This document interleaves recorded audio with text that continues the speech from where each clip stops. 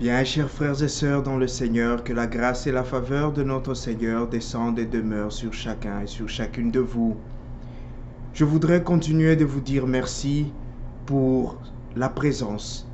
Merci pour votre participation à cette croissance du royaume de Dieu. Merci pour votre participation à la proclamation de l'Évangile. Merci de continuer de rendre Jésus présent dans le monde, de rendre Jésus présent dans les cœurs de frères et de sœurs, de rendre Jésus hôte des maisons de beaucoup de personnes. Grâce à vos partages, grâce aux invitations que vous envoyez aux amis, aux frères, aux sœurs, aux parents et à d'autres personnes, les gens continuent de s'abonner. Beaucoup de personnes continuent de prendre part à ce pèlerinage, de prendre part à cette mission que nous avons tous reçue de par notre baptême, d'annoncer la bonne nouvelle jusqu'aux extrémités de la terre. Que le Seigneur vous bénisse et que ses grâces continuent d'abonder dans vos vies. Continuez de partager ces vidéos, continuez de les aimer, continuez de vous abonner, d'appeler d'autres personnes à s'abonner et à faire ensemble que le royaume de Dieu grandisse dans nos cœurs et dans ce monde. En ce premier dimanche du temps de carême de l'année liturgique B, nous sommes invités à réfléchir, à prier sur le signe que le Seigneur envoie chaque jour dans nos vies, ce signe que le Seigneur nous donne chaque jour pour nous rappeler sa présence, pour nous rappeler qu'il est là, pour nous rappeler qu'il ne nous abandonne jamais. Noé, avec sa famille, après le déluge, ils sortent de l'arche. Ils recommencent la vie. Tout commence encore à partir de zéro. Mais le peuple est effrayé. Chaque fois qu'on voit les nuages dans le ciel, chaque fois que le ciel s'assombrit, on a peur. La peur est au ventre. Qu'est-ce qui va se passer? Est-ce que le Seigneur va encore effacer tout être vivant de la surface de la terre? Voilà cette psychose dans laquelle les personnes vivaient. Ce moment-là de pincement intérieur. Et le Seigneur dit, écoutez, je veux vous donner un signe.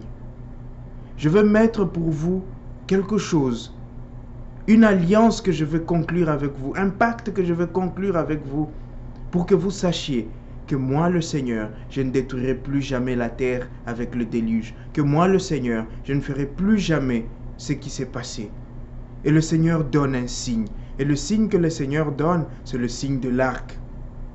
Et cet arc signifie que chaque fois que vous verrez que le ciel commence à s'assombrir, chaque fois que vous verrez la pluie tomber et que ce signe-là sera dans le ciel, alors vous saurez que même s'il y a cette pluie, elle ne sera pas un déluge. Que même si la pluie tombe, les eaux ne vont plus submerger la terre.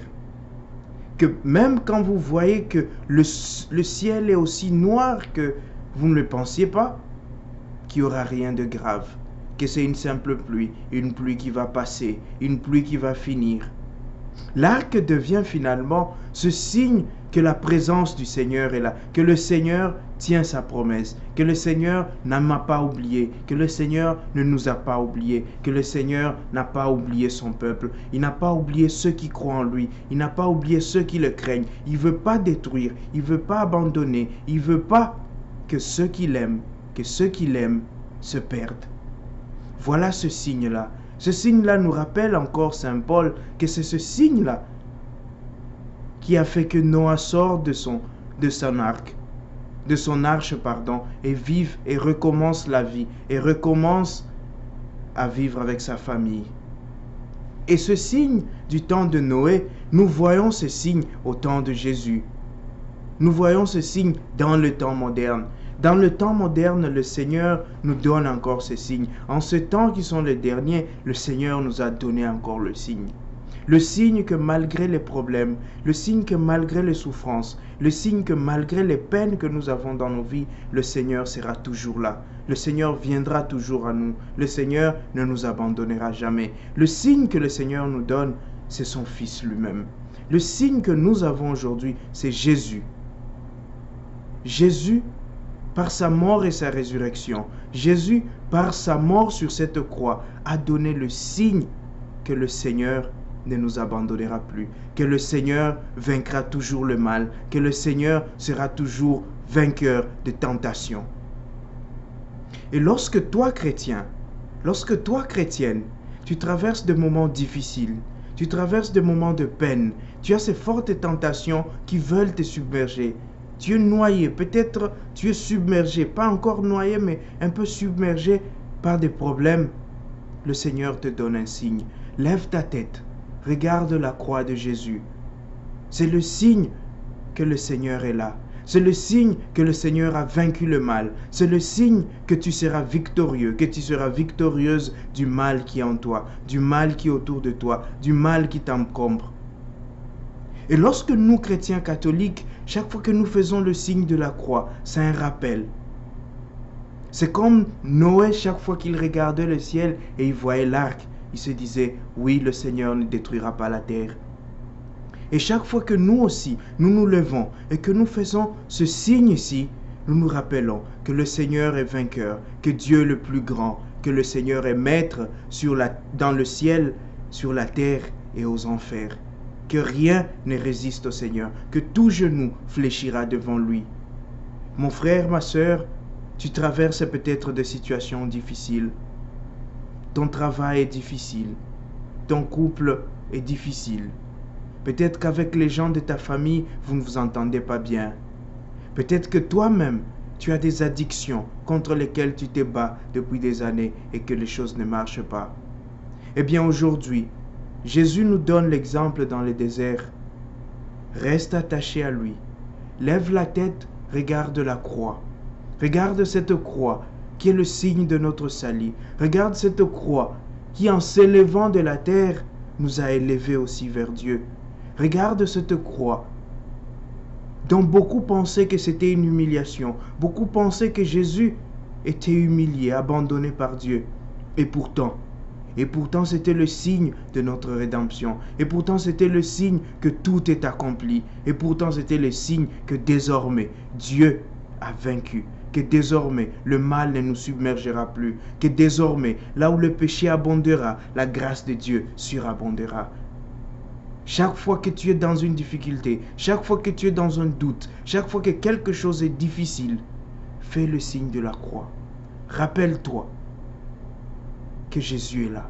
Rappelle-toi que tu as reçu par ton baptême, que tu as reçu par ta confirmation, que tu as reçu par cette acceptation de Dieu, tu as reçu la force sur le mal. Tu as reçu la croix de Jésus. Tu as reçu cette puissance de vaincre le démon, de vaincre le péché, de vaincre le mal. En ce temps de carême, voilà l'appel qui nous est lancé. En ce temps de carême, voilà le défi qui nous est lancé. Cette croix de Jésus, nous devons la regarder. Cette croix de Jésus, nous devons l'aimer. Cette croix de Jésus, nous devons le garder avec nous chaque jour. Non pas seulement à l'extérieur, mais nous devons la porter à l'intérieur.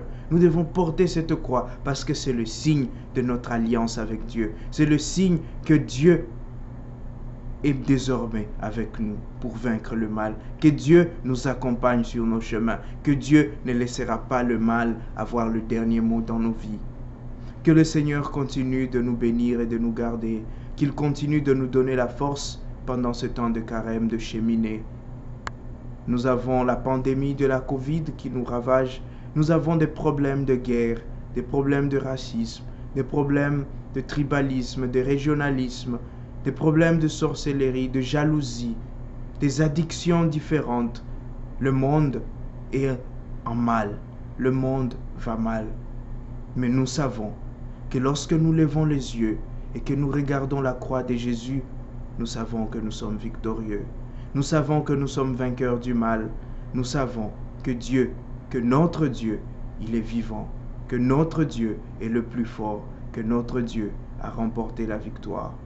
Que le Seigneur nous aide à traverser ces moments de difficulté avec foi, avec patience, avec espérance. Qu'il nous donne la grâce et la force de faire ce signe-là, ce signe de la croix, ce signe de notre salut, ce signe de notre rédemption. Que le Seigneur soit avec vous et que son esprit chaque jour vous accompagne. Amen.